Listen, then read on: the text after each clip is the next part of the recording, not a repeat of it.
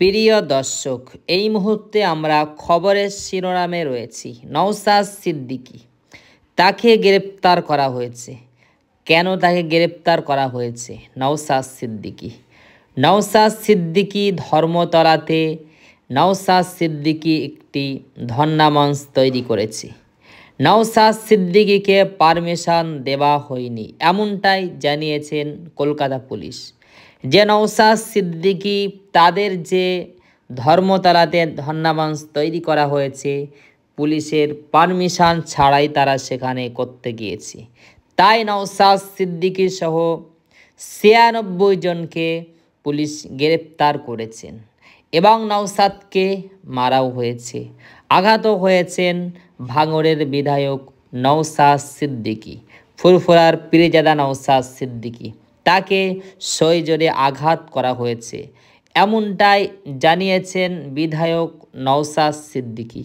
নওশাদ সিদ্দিকী মূলত ধর্মতলাতে যে জমায়েতটা করতে গিয়েছিলেন, মূলত নওশাদ সিদ্দিকী তার নিজের পার্টির জন্য নয়, এটা মাথায় রাখবেন। নওশাদ সিদ্দিকী মূলত ভারতবাসীকে বাঁচানোর স্বার্থে নওশাদ সিদ্দিকী সেখানে ধর্মতলাতে গিয়েছিলেন। নওশাদ সিদ্দিকী ওয়াকফ আইনের বিরোধিতা করতে গিয়ে নওশাদ সিদ্দিকীকে মার খেতে হয়েছে, নওশাদকে আঘাত করা হয়েছে। এসআইআর যেটা করতে চেয়েছেন কেন্দ্র সরকার, সেটার বিরোধিতা করতে গিয়ে নওশাদ সিদ্দিকী তাকে মার খেতে হয়েছে। ভুল বুঝবেন না, নওশাদ সিদ্দিকী নিজের পার্টির জন্য সেখানে যাননি, ভারতবাসীকে বাঁচানোর স্বার্থে নওশাদ সিদ্দিকী, তার দলের নেতাকর্মীরা, আরও অন্য দলের নেতারা, তারা সেখানে গিয়েছিল। মূলত এসআইআর যেটা করতে চেয়েছেন ভারত সরকার, বাঙালিদেরকে বাংলা ছাড়ার জন্য যেটা করতে চাইছেন, নওশাদ সিদ্দিকী তার বিরোধিতা করতে গিয়ে নওশাদকে মার খেতে হয়েছে। নওশাদ সিদ্দিকী তিনি একমাত্র বিধায়ক যার তুলনা কারোর সাথে হয় না। এই নওশাদ সিদ্দিকী আজকে তাকে আদালতে তোলা হবে। নওশাদ সিদ্দিকী সহ আরও ৯৫ জনকে আদালতে তোলা হবে।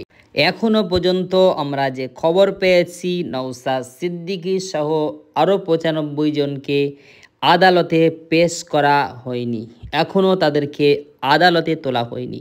তার আগে আদালত চত্বরে পুলিশ ব্যারিকেড দিয়ে ঘিরে ফেলেছে এবং আইএসএফের যারা সমর্থন রয়েছেন তারা নিজেদের পতাকা ছেড়ে দিয়ে ইন্ডিয়ার পতাকা নিয়ে তারা ওড়াচ্ছেন এবং স্লোগান দিচ্ছেন। অবিলম্বে নওশাদ সিদ্দিকী তাকে বার করতে হবে। নওশাদকে গ্রেপ্তার যারা করেছেন, কী জন্য করেছেন সেটা জানতে চাইছেন। নওশাদ সিদ্দিকী মূলত ভারতবাসীকে বাঁচানোর স্বার্থে নওশাদের এই আন্দোলন।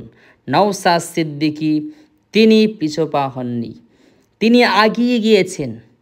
নওশাদকে আমরা যেটা দেখেছি, নওশাদকে ভ্যান গাড়িতে প্রথমে তোলা হয়েছে, নওশাদ সিদ্দিকী আবার নেমে এসে চিৎকার করতে লেগেছেন। নওশাদ সিদ্দিকী এই যে চিৎকার করছেন, কাদের জন্য? ভারতবাসীর জন্য। কেন্দ্র সরকার যেভাবে ভারতবাসীকে একেবারে ক্ষতির মুখে ফেলে দিচ্ছে, এই এসআইআর এইটা করলে কি হবে?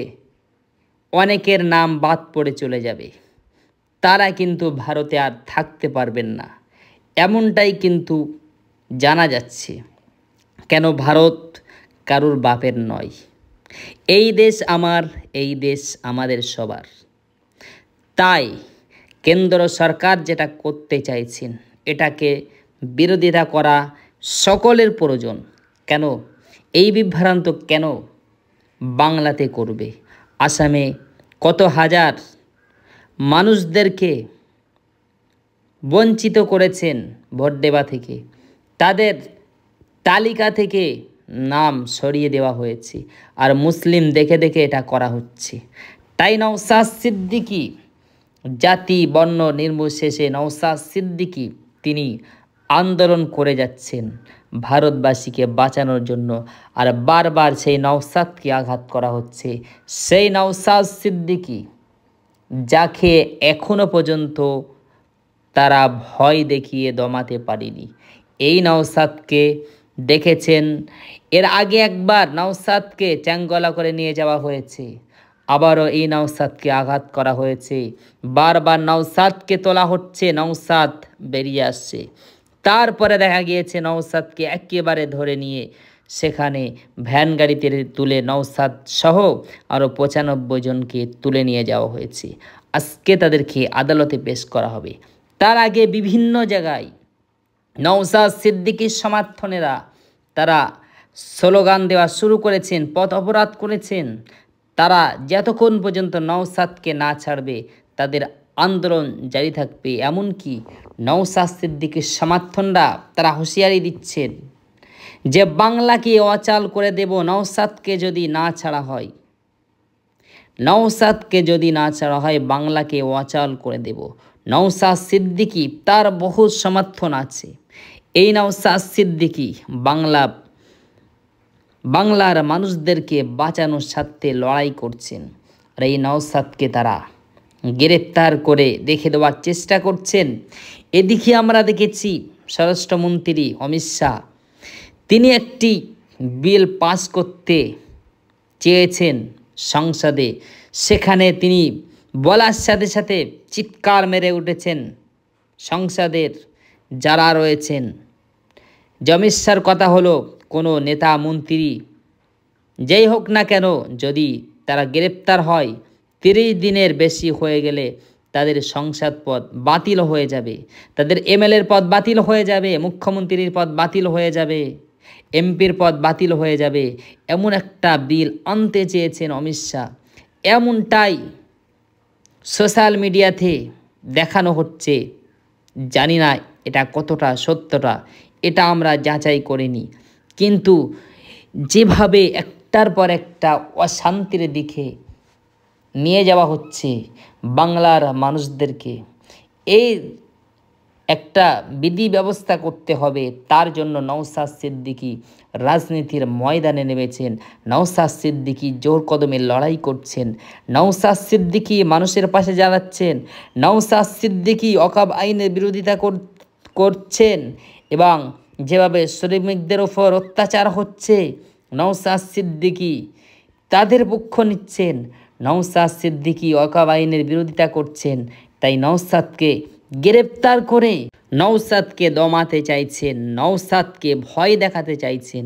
কিন্তু নওশাদ সিদ্দিকী ভয় করার ছেলে নয়। নওশাদ লড়াই করতে নেমেছে, লড়াই করবে।